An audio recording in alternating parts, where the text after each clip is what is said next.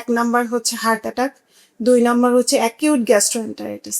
এটা সাধারণত হয়ই যখন মানুষ নিয়ন্ত্রণহীনভাবে, মানে এদের মধ্যে দেখা যায় যে অনেক বেশি এই মাংস আম বা চর্বি জাতীয় খাবার খাওয়ার ফলে দেখা যায় যে গ্যাস্ট্রোএন্টারাইটিসের মতো হয়, মানে প্রচণ্ড পাতলা পায়খানা হয়। তো এইজন্য যেটা আমি ১ম এই বলেছি যে ঈদ অত্যন্ত আনন্দের। এই সময় মাংস আসলে গরুর মাংস, খাসির মাংস সবাই খাবে।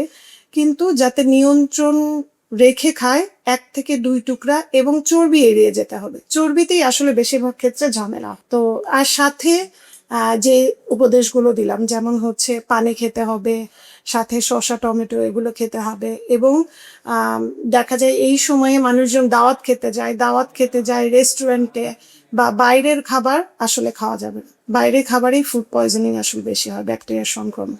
বা অনেকক্ষণ বাইরে রেখে এক মাংস অনেকেই দেখা যায় যে দিনের পর দিন খাচ্ছে।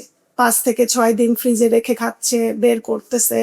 তো আল্টিমেটলি ওভেনে গরম করলেও আমাদের ওটা থেকেও ব্যাকটেরিয়ার সংক্রমণ হয়। তো বেটার হচ্ছে হেলদি খাবার, এবং যেটা ধরেন দিনের রান্না দিনে খাওয়া ভালো।